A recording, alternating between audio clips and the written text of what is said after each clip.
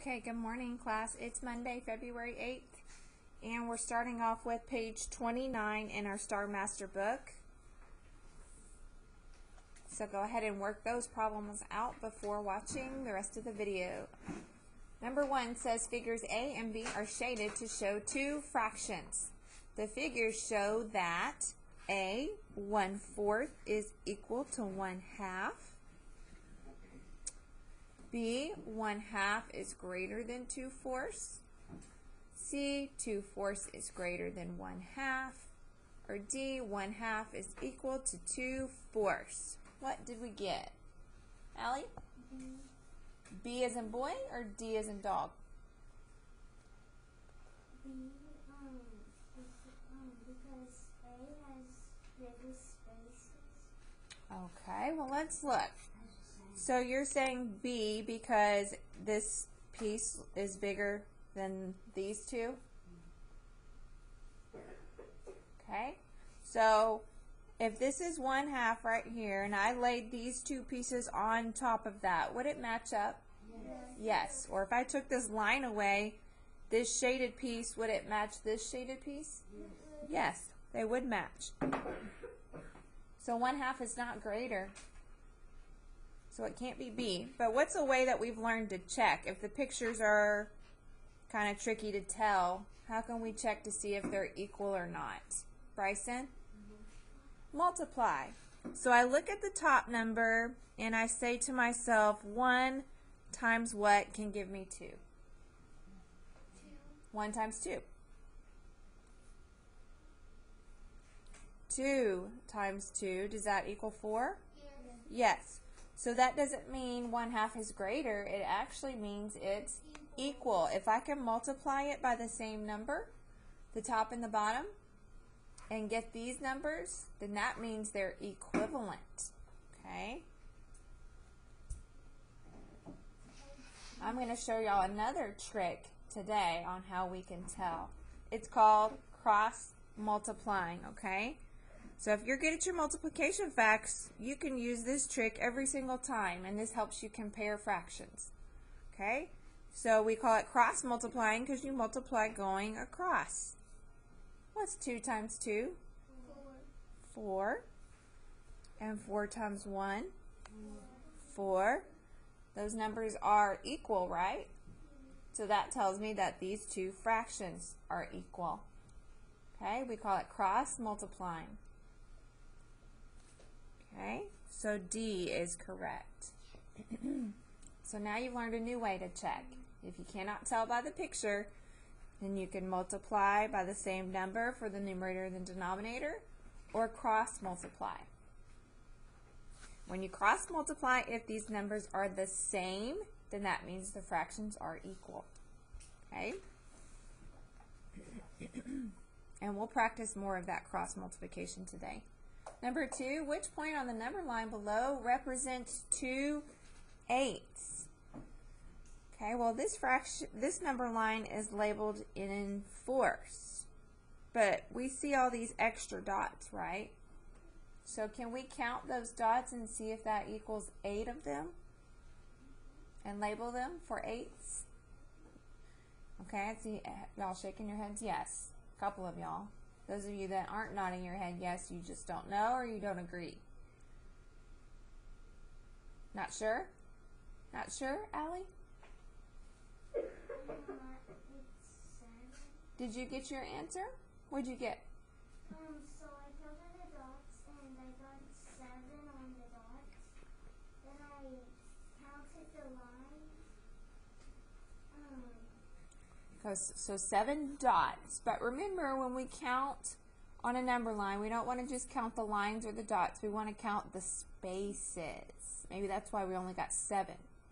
Okay, so we're going to count the spaces in between the dots. Okay, so from here to here, that is 1, 2, 3, 4, 5, 6, 7, 8. So what does that tell me? It's 8ths, wherever the dots are. Okay, so this first dot would be 1/8. The second dot would be 2/8. Third dot would be 3/8. Fourth dot would be 4/8. 5/8. 6/8. 7/8. And what could you put at the hole? 8/8. Good. Okay, so now let's look at what the question asked us again. Which point on the number line below represents 2/8? Okay, so which point? L. Good. If 1/4 and 2/8 are at the same spot, what does that mean? They're what? Equivalent. Good, girls. They're equivalent. Y'all want to see what that would look like with cross multiplication? No. Bryson. I think you meant to say yes. Okay, so I'm going to cross multiply. So 4 times 2 equals what? 8. 8 times 1 equals 8. If the numbers are the same, then those two fractions are equal. Let's try it. And you don't have to write this. I just want to show you. Let's say we were wondering if 3/8 is equal to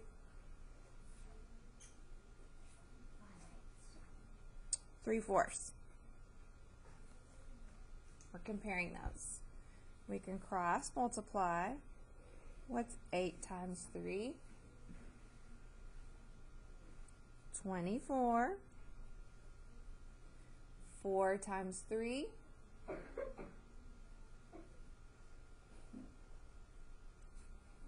12. Somebody said it. We should be working on our 3's at home, y'all. Okay? Now, are the numbers the same?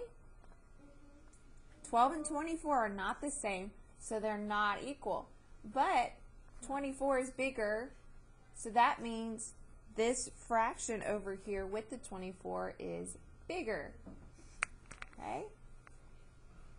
So that's another strategy to compare fractions. We've also learned if the denominator is smaller or bigger, what does that mean about the pieces? Smaller pieces, okay? So it would make sense that this fraction over here is greater. Okay? Number 3, last one. The shaded part of figure A represents 1/3 of the shape. What fraction of figure B must be shaded to equal 1/3 of the shape? Well, let's look here. We have 1, 2, 3, 4, 5, 6. Okay? I'm just showing you all the different ways you could do this. I could go ahead and try to match this up. Is this what y'all did? Just match it up and you shaded 2 pieces. So I can do it that way. Another way is I counted how many pieces and I put that as my denominator, and now I want to figure out the numerator. So I look at the bottom. 3 times what gives me 6? Bryson?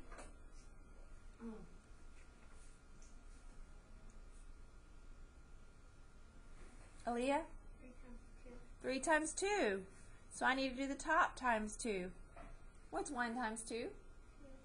2. Did I shade 2 pieces? Yes. Right? So 1/3 is equal to 2/6B.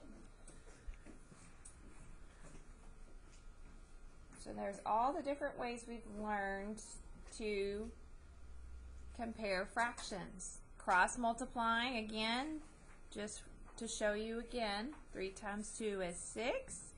6 times 1 is 6. If the numbers are the same, it means they're equivalent. Good.